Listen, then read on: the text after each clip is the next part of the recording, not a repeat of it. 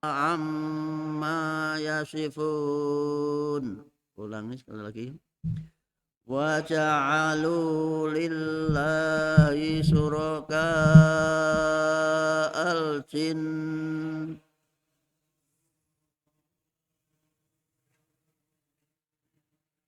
banatin bighairi ilm.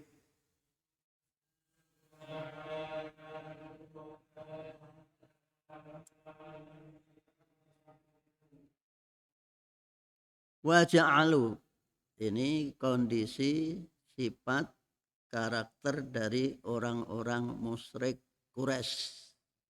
Wa ja'alu, dan mereka menjadikan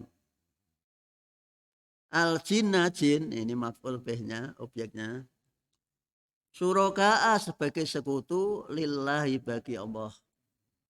Maka dibaca jinna itu sebagai maf'ul bih. Yang pertama, yang kedua suraka. Jadi orang-orang kafir Quraisy, orang musyrik itu punya keyakinan bahwa Allah itu punya sekutu. Bahkan oleh masyarakat Arab bahwa Allah itu kawin dengan jin. Kemudian punya anak namanya malaikat. Malaikat itu dianggap anak-anak Allah yang perempuan. Bahkan mereka benci kepada anak perempuan, itu kan aneh. Dia yang tidak senang kepada perempuan, tapi dinisbatkan, disandarkan pada Allah itu punya anak perempuan. Itulah orang-orang yang pikirannya itu hanya ingin menjelek-jelekan saja. Padahal nih, wa khalaqahum, Allah lah yang menciptakan mereka. Jin itu diciptakan oleh Allah. Jin diciptakan Allah sebagai makhluk, salah satu makhluk Allah, dan juga mengikuti syariat Allah lewat para nabi. Hingga ada surat itu namanya surat jin, juz 29. Jadi ada jin yang mencuri dengar kepada nabi, akhirnya tertarik, terus dia masuk Islam. Maka dikatakan wa ma khalaqtul jinna wal insa illa liya'budun. Jadi jin dan manusia itu diciptakan Allah agar mereka semua menyembah kepada Allah, hanya alamnya berbeda. Jin alamnya termasuk alam gaib, sedangkan manusia alam nyata atau syahadah. Wa khalaqahum, padahal Allah yang menciptakan mereka. Itu namanya menempatkan suatu tidak pada tempatnya, disebut dolim. Yang menciptakan dikatakan itu saudara atau saudaranya atau perantaranya atau sekutunya. Wa khalaqahum, waduh karun jenengan gawe membuat kursi dianggap Pak Leman tuh kancane kursi. Nah, itu kan atau penjatuhan karakter yang luar biasa. Tuhan dikatakan sama dengan jin, bahkan kawin dengan jin. Maka nanti dijelaskan ada ayat berikutnya. Wa kharaqu, dan mereka membuat-buat, ngarang-ngarang lah. Ngarang-ngarang, membuat-buat, lahu bagi Allah atau untuk Allah, baninan, anak-anak. Jadi Allah itu punya anak banyak. Itu lah, keyakinan itu di masyarakat Arab kemudian bergeser ke Persia bergeser ke India. Maka oleh masyarakat India, Tuhan itu punya anak namanya dewa-dewa. Sehingga sampai sekarang mereka menganggap Tuhan itu punya anak namanya dewa. Dewa itu diserahin untuk ngurusi macam-macam. Ada dewa bayu, ngurusi angin. Ada dewa untuk wanita yang banyak itu dewa apa Pak? Dewa bojone Bathara Guru itu siapa Pak? Dewa Dewi ada wanita namanya Dewi, kemudian yang laki-laki namanya Dewa Indra, Dewa Bayu, banyak sekali dewanya. Itu semua dianggap anak Tuhan. Wabanatin, dan anak-anak perempuan. Jadi Allah itu punya anak laki-laki dan anak perempuan. Mereka mengarang-arang seperti itu biwari ilmin, tanpa dasar ilmu.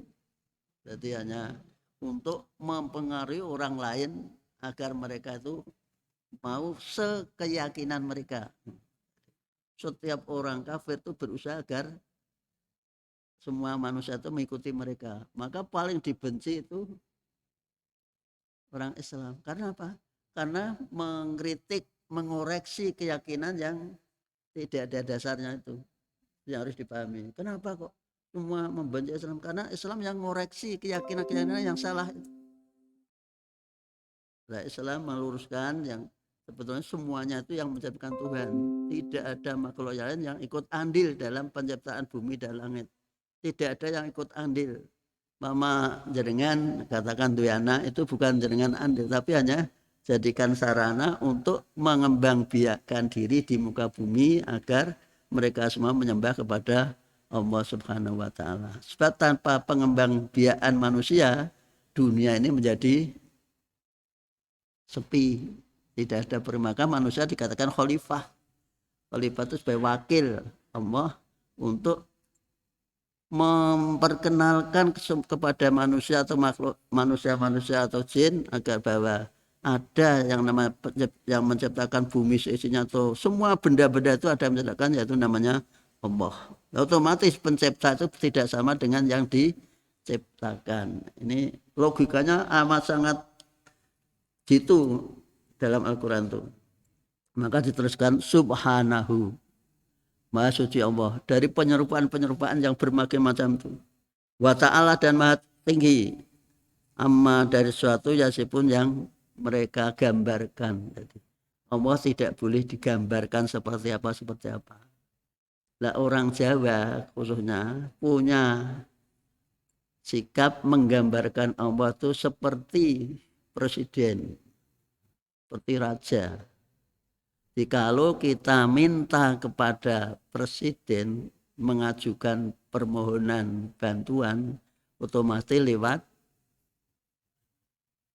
RT, lurah, camat, itu dikatakan, sehingga ada semacam ajaran bahwa kalau kita berdoa mohon kepada Allah harus lewat perantara. Perantaranya siapa? Orang yang dianggap suci, orang dekat. Nah, cara kene pampres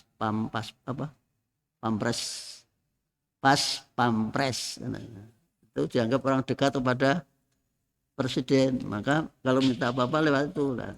Itu kan biasa orang Jawa kan mencari pekerjaan itu biasanya lewat itu, dianggap seperti itu kita mohon kepada Allah. Sehingga menjadi kesalahan fatal ketika di luar sholat dia mencari perantara kepada yang lain, yaitu datang ke mana? Makam-makam, kuburannya orang yang soleh, orang yang baik. Sama Wali Songo itu ada rombongan Wali Songo ke sana sampai sak Jawa, Jawa Barat, Jawa Tengah, Jawa Timur, itu rombongan banyak sekali hanya untuk mencari perantara. Itulah warisan dari nenek moyang, itu menggambarkan, mereka menggambarkan mengada-ada bahwa Allah punya anak, punya kekasih, punya orang dekat yang akan dimintai pertolongan. Padahal Allah Maha Suci dari penggambaran semuanya, tidak bisa digambarkan seperti yang digambarkan oleh manusia itu. Selanjutnya ayat ke 101. Badi'us samawati wal ardh anna yakunu lahu waladu walam takul lahu sahibah wa khalaqa kulla syai'in wa huwa bi kulli syai'in alim. Monggo. Badi'us samawati wal ardh anna yakunu lahu waladu walam takul lahu sahibah wa khalaqa kulla syai' wa huwa bi kulli syai'in alim. Bersama lagi. Badi'us samawati wal ardh yakunu lahu walatu walam takul lahu sahibah laka kulla syai' wa huwa bi kulli syai'in alim. Badi'us samawati wal ard, yang menciptakan langit dan bumi tanpa contoh. Badi' itu susunan yang bagus tapi tanpa ada contohnya. Maka orang yang berani ibadah tanpa contoh dari Nabi namanya apa? Bid'ah. Jadi kita tidak boleh, karena sebagai umat hanya mengikuti saja kepada Nabi. Kita ngarang-ngarang ibadah dalam bentuk apapun tidak boleh, karena itu namanya sama dengan Tuhan. Berarti usaha mati mencipta tanpa contoh. Nah kita tuh hanya justru mengikuti saja. Yaitu Qul in kuntum tuhibbuna wa fattabi'uni. Kalau kalian merasa cinta Allah, ikuti aku Muhammad. Di Muhammad itu disuruh mengikuti. Ada lagi dalam surat Al-Ahzab, laqad kana lakum fi rasulillahi uswatun hasanah. Ada pada pribadi Rasul untuk kalian. Jadi Rasul diutus itu untuk memudahkan kita mengamalkan agama. Agar dalam mengamalkan mudah. Caranya piye? Ikuti saja, tirukan saja. Sehingga ada yang bertanya, bagaimana sholatnya wanita ketika sujud? Ini ada pertanyaan, mungkin Bapak nanti bisa jawab ibu-ibu kalau di rumah. Apakah sama dengan laki-laki atau berbeda ketika sujud? Gimana Pak? Wanita kalau sujud sholat itu sama dengan laki-laki atau berbeda?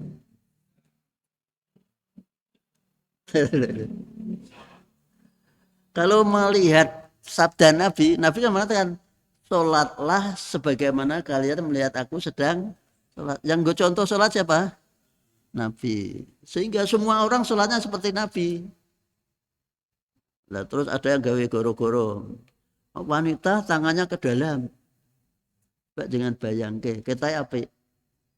Nah, wong sing susune budi kan repot. Ya, jangan contoh ke lho. Wong kan ono wong susune besar. Ada apa ya? Apalagi sekarang model silikon. Ini barang hak, bukan porno tadi. Jadi sujudnya wanita ya sama dengan sujudnya laki-laki, karena Nabi sholatlah sebagaimana kalian melihat aku sedang sholat. Sekarang Nabi itu contoh. Yang dicontoh Nabi malah lebih bagus, apalagi wanita pakai mukena lebih ringan lagi. Jadi tidak usah repot-repot dimasukkan di sama laki-laki dan perempuan sholatnya ketika sujud sama. Nah, kiai sing gawe guyu. Biyen kan urung ana BH, saiki ana BH ya ora apa-apa. Itu namanya mencari tawa. Jangan diambil itu. Dulu sholat kan biasa ini karena ada BH. Sekarang sudah ada BH ya ke dalam, kan gitu tadi. Nah, ya kreatif tapi tujuannya hanya mencari tawa gendong guyu. Kita ngaji itu tidak boleh mencari tawa. Anna yakunu lahu. Anna bisa diartikan di mana, bisa diartikan bagaimana. Tapi di sini artinya bagaimana. Seperti Faktu harsakum anasitum. Datangilah istrimu atau datangilah ladangmu di mana saja kamu berada.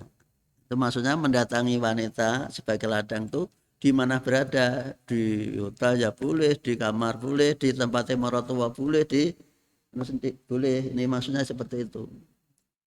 Nah, tapi ada yang mengatakan kaifa. Bagaimana teknisnya? Terserah kamu, bang, istri-istrimu sendiri. Sehingga banyak berbagai macam teknis di dalam diabadikan dalam apa Pak? Paleman ya, 6 tahun lihat enggak BF? Pak Adit pernah lihat BF? BF. BF. Blue film. Itu jadi itu sebetulnya sesuai dengan Quran. Silahkan, tapi dengan istrimu sendiri. Silahkan. Bagaimana caranya atau di mana tempatnya itu dipersilahkan. Maka di YouTube ada Pak. Ada lah. Biasanya yang tua-tua kan ora terpengaruh melihat ada apa-apa ya. Ya, nah sing enom biasanya terpengaruh. Mas Ono tiru-tiru Mas apa? Rizal atau Mas melihat YouTube untuk sekali lagi ini anak itu artinya bagaimana Allah punya anak ay anna yakunu lahu walad bagaimana lahu bagi Allah waladun anak bagaimana Allah punya anak walam takun lahu sohibah sedangkan ia tidak punya istri maka direkayasa bagaimana supaya Allah punya istri itu manusia karena itu kreatif cara Pak Edi kreativitasnya terus membuat sensasi membuat karangan-karangan bahwa Allah itu benar-benar ya tadi seperti berdoa itu supaya diijabahi lewat orang-orang suci maka dibacalah sejarahnya sejarah orang suci itu seperti Syekh Abdul Qadir disebut manakib sampai ada orang-orang itu ngene Pak Tio orang Semarang nah arep munggah kekap maca manakib ada apa manakib karena minta perantara kepada Syekh Abdul Qadir Pak. Parah keyakinan umat Islam. Padahal sudah dikritik oleh Al-Quran seperti sudah dimintai hanya Allah Subhanahu wa Ta'ala. Iya karena butuh iya anasta'in. Bagaimana Allah bisa punya anak? Kamu katakan punya anak padahal dia tidak punya istri. Maka dibelah istri Bedari Durgo. Nah, wayangnya Bedari Durgo sebagai istri. Kamu punya anak Bedoro Bayu, Bedoro yang lain yang mau dipati dan lain sebagainya bagian ngurusi mati nah orang yang apa itu lahir aneh dikatakan itu dicarikan apa Pak namanya mencari keselamatan dalam dibentuk nama di suwuk nah cara wong Jawa ditanggap ke wayang supaya selamat itu nah itulah masyarakat Jawa seperti itu. Nah, perlu dijelaskan wa khalaqa kulla syai'in dan dialah dia siapa? Allah yang menciptakan telah menciptakan kulla syai'in segala sesuatu ya dengan persani yang dengan semuanya itu adalah ciptaan Allah, tidak ada yang lain. Dalam artian yang tumbuh dari alam. Jadi manusia diberi wewenang untuk mencipta dari benda yang lain seperti membuat bata dari pasir dan tanah atau membuat kursi dari itu semua hasil dari ciptaan Allah dikreativitaskan oleh manusia. Wa huwa bikulli syai'in alim dan Allah Maha tahu terhadap segala penggunaannya apa saja manfaatnya semuanya Allah Maha tahu. Apa yang diciptakan Allah itu ma khalaqta hadza tidak ada yang sia-sia. Sekali lagi, semua ciptaan Allah tidak ada yang sia-sia. Walaupun semut, bahkan maaf, setan, iblis itu ada manfaatnya. Apa manfaatnya? Untuk mendeteksi atau untuk mengetes iman seseorang. Bisa digoda atau tidak. Itu berarti ciptaan Allah untuk ngetes karakter atau identifikasi bagi manusia atau kemurnian iman seseorang itu dites oleh iblis. Maka iblis usul, saya masukkan neraka tidak apa-apa tapi usul, siap. Saya usul, saya protes bahwa saya siap masuk neraka tapi dengan syarat saya akan menggoda anak cucu Adam. Semua saya goda agar bisa berteman dengan saya di neraka. Tapi jika menjawab, dia ya menyampaikan bahwa semua bisa saya goda kecuali hamba-hambamu yang ikhlas. Maka ibadah itu harus ikhlas supaya tidak mudah diselewengkan oleh iblis. Ila ibadaka minhum mukhlasin. Semua ibadah lillahi ta'ala karena Allah tidak mencari muka kepada manusia. Dzalikumullahu rabbukum la ilaha illahu khaliqu kulli syai'in fa'buduh wa huwa ala kulli syai'in wakil. Monggo. Dzalikumullahu rabbukum La ilaha illahu khaliqu kulli syai'in fa'buduh wa huwa ala kulli syai'in wakil. Ulangi. Likumullahu rabbukum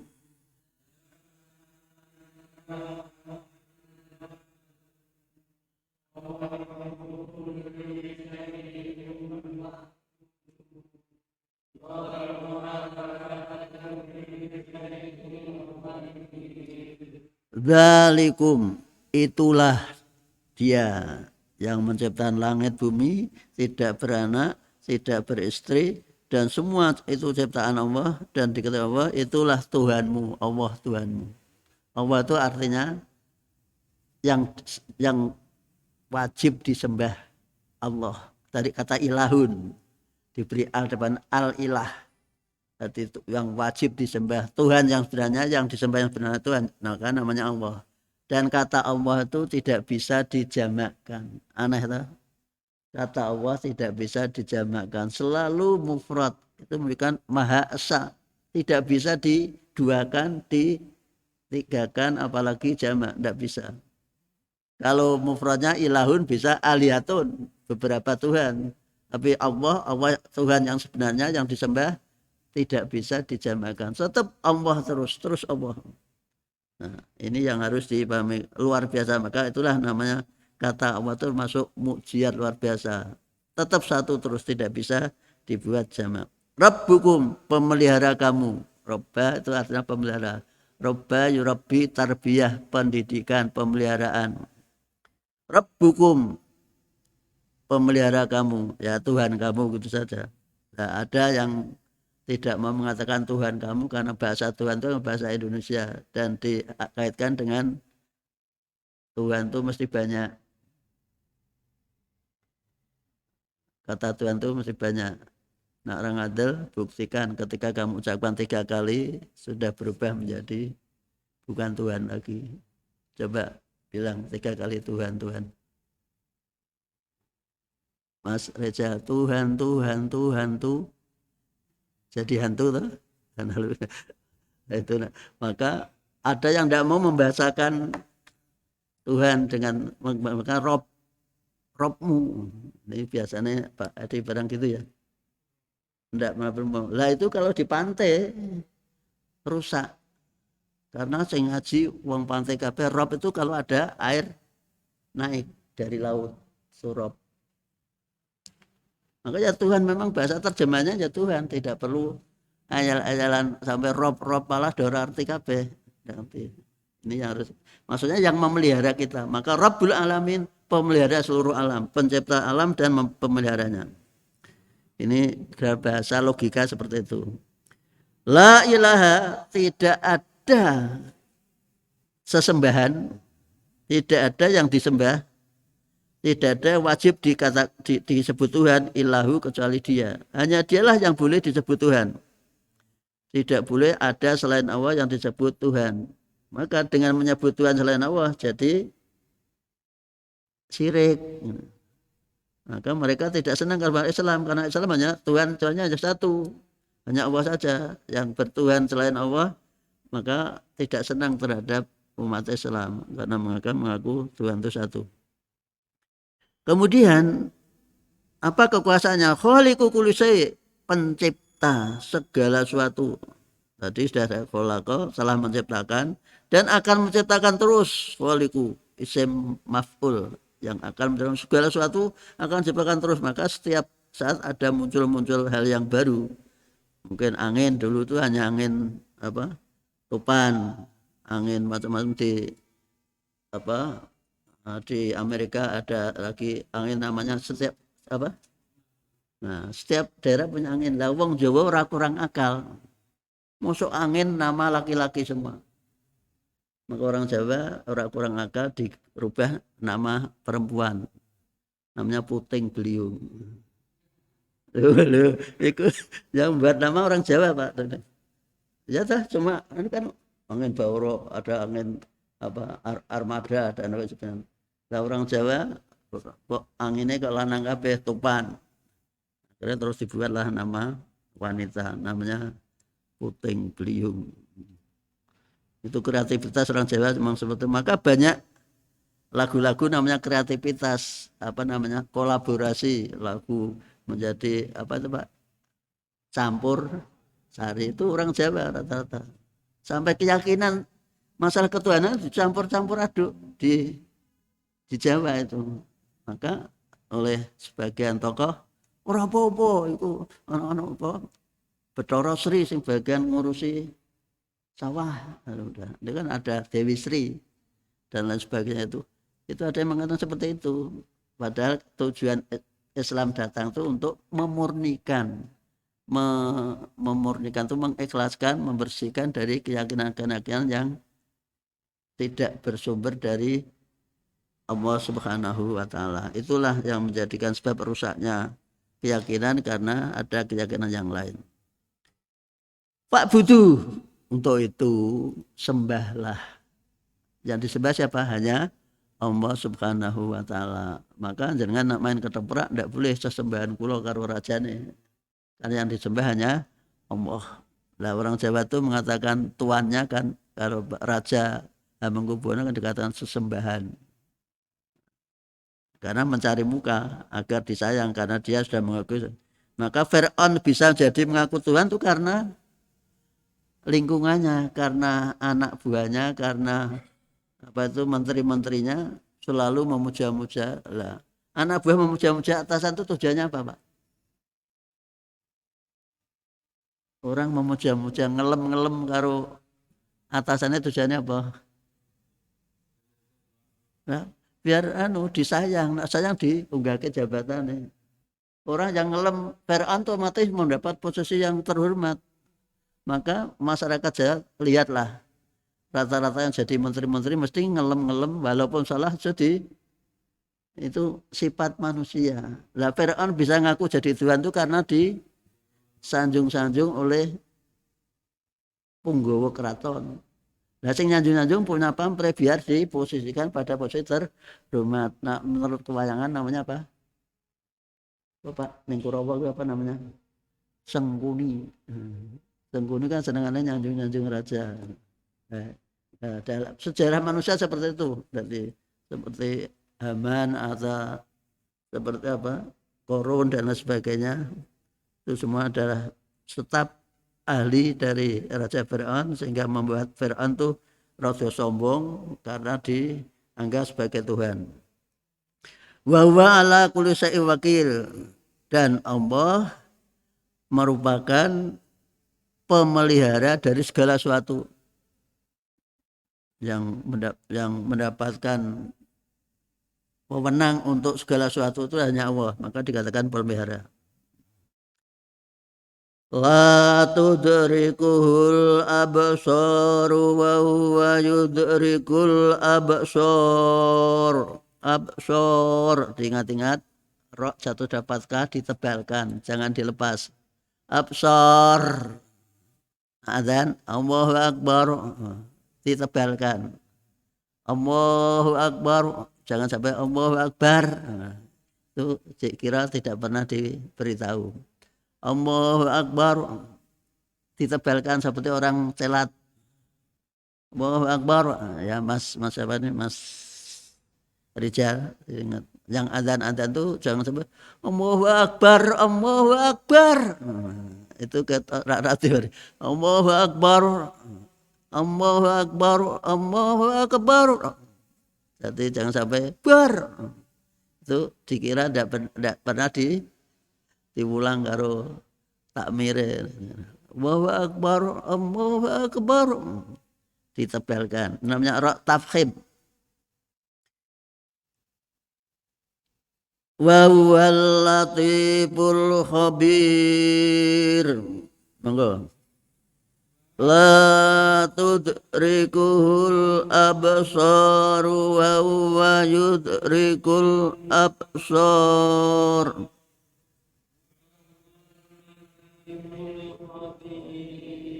Ulangi. la tudrikuhul absar wa huwa yudrikul absar wa huwal latiful khabir.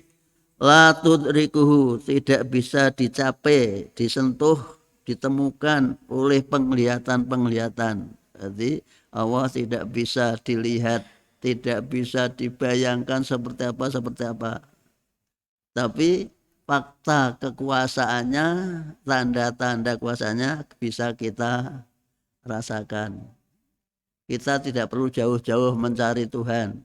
Maka Nabi pesannya yaitu apa itu ada pesan Nabi bahwa hendaklah kamu kenali Tuhan dengan mengenali kekuasaannya, jangan ingin mengenal zatnya. Tidak bisa penglihatan seperti apa walaupun dia merasa hebat kecuali Nabi Musa. Nah, karena begitu melihat apa itu namanya bekasnya saja langsung semaput. Maka Aisyah pernah berkata, siapa yang mengatakan bahwa Nabi Muhammad pernah melihat Tuhan itu dusta. Walaupun Nabi Muhammad tidak bisa, tapi ada ayat khusus yang menerangkan dalam surat Al-Anbiya bahwa apa itu ila robbiya nadhiroh. Nanti di di akhirat yang masuk surga bisa menyaksikan Tuhan tapi dalam bentuk fisik, tapi hanya pengaruhnya saja. Tidak bisa melihat zatnya, tidak bisa. Wa huwa yudrikul absar, sedangkan Allah mencapai menemukan apa yang dilihat oleh penglihatan. Jadi penglihatan itu melihat apa? Contohnya dengan ngaku atau tidak kalau melihat seseorang atau wanita pasti ada Allah tahu ranjara kok. Contohnya naik apa? Naik angkot di depan jenengan sengaja ada wanita yang pakai rok pendek. Dengan ada kan gini. Beliau kalau belirik. Allah tahu, jadi walaupun jenengan maka itu Nabi pesan kalau kalian melihat wanita yang cantik dalam perjalanan segera pulang. Ini resep dari Nabi, segera pulang. Sebabnya apa? Apa Pak Lea? Apa? Sebab apa yang kamu harapkan terhadap wanita cantik, istrimu menyediakan. Menyediakan apa Liman? Siap. Maka wanita yang baik kalau suaminya habis bepergian langsung ditawari, itu wanita yang baik. Karena tadi di jalan ada apa? Ada keserimbet apa kesambet melihat itu pandangan. Itu resep Pak dari Nabi, bukan karangan saya. Dari Nabi apa bijaksananya dari supaya umatnya itu mengikuti petunjuk agama. Pertama, jangan melihat dua kali. Kalau sudah berpapasan, rasa ditoleh mana? Sekali saja melihat. Yang ke apa? Yang kedua mesti ada ada hal yang negatif. Yang kedua bahwa kalau kamu punya angan-angan, wah, betul cantiknya ngono ya. Nah, next menit cantiknya mesti ndah apa? Ya Pak Tia ya. Ndah apa? Maka segera selesai pekerjaanmu dari bepergian pulang. Karena istrimu sudah menyiapkan apa yang kamu kehendaki terhadap wanita tadi. Istrimu juga punya. Inilah resep yang diberikan Nabi supaya tidak terjadi saiki zaman ini apa? Pernah apa Pak? Perseling. Apa? Variatif. Lah ya bayangke tapi terus disalurke ngene bojone niku lho Mas. Bayangke silakan wah. Bisa, tapi harus disalurkan. Kalau tidak disalurkan bayangke terus malah iso turu. Inilah resep Nabi resep agama itu sangat luar biasa manusiawi. Jadi hal-hal yang kemungkinan itu sudah diantisipasi oleh Nabi agar tidak terjadi hal yang tidak diinginkan. Kan banyak sekarang lebih-lebih masa digital atau sosial media yang luar biasa ini yang tidak ada tetapi di Pati kumpulin yang Semarang sama-sama punya dan bisa dilacak ya Mas, ini ya bisa lah. Akhirnya ketemu di Hotel Semarang. Padahal orang polisi podo polisi ini. Terus Bang Jawa di jalan apa Pak? Yang menyebabkan iso dong itu sebabnya apa? Witing Tresno. Nah, itu kan dalil itu dalil weting, maka jangan dibiarkan nah, wes ya jangan terus dibablasake. Berhenti. Jangan sampai weting tresno jalara Joko Kulino. Nah wong Inggris meni weting treason children of Kulin. Itu Inggris apa? Inggris palsu tuh. Apa? Tresno rasa cinta tuh jangan karena kebiasaan.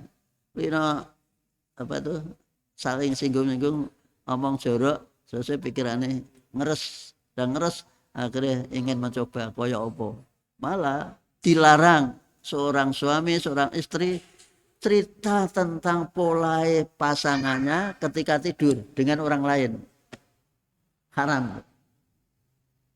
Pak Edi tahu ngerti sekarang pulang ya menceritakan bagaimana ketika kumpul suami istri menceritakan pada temannya. Temannya diceritake wis kok tenan apa kaya apa toh. Akhirnya kan berpikiran terus berusaha untuk menggoda. Katanya suamimu kamu hebat kaya apa. Kan gitu. Dengan diceritani satene Pak Pong enak. Berarti yang tidak pernah kan langsung kepengen enaknya kaya apa satene Pak Pong. Sate Tegal enak sate. Itu contoh. Sekali lagi haram kita menceritakan pola suami istri dengan orang lain yang tidak sejenis. Sejenis saja tidak boleh. Itulah rambu-rambu yang diberikan oleh agama. Semoga ada manfaatnya. Sekali lagi inilah belajar agama itu istilahnya komprehensif, luas sekali. Harus ditafsirkan dengan berbagai tafsir. Yang kami rujuk memang tafsir Ibnu Katsir. Jadi saya terjemahkan itu pakai tafsir Ibnu Katsir. Tapi yang bahasanya ya bahasa kita. Nah, waktu dulu malah gampang Pak. Kiai ini moco, muridnya karena nah saya ini kudu ngomong ke dewe dengan bahasa kita yang akhirnya kita lebih rekosok saya ini. Tapi banyak buku-buku digital kan banyak itu di sampai kitab hadis yang 9 itu cukup di HP itu sudah penuh. Udah kita pirang-pirang. Nah biar kan pakai dipajang kita pirang-pirang. Sekarang cukup di dalam HP saja. Terima kasih. Sekali lagi marilah kita berusaha menerima, memahami Al-Quran karena ini sebagai petunjuk, pedoman, panduan hidup dari Allah, wujud kasih sayang Allah kepada hambanya yang namanya manusia, khususnya orang yang bertakwa. Semoga kita dapatkan. Amin ya rabbal alamin. Kita akhir bersama dengan bacaan alhamdulillah. Alhamdulillahirabbil alamin. Wassalamualaikum warahmatullahi wabarakatuh.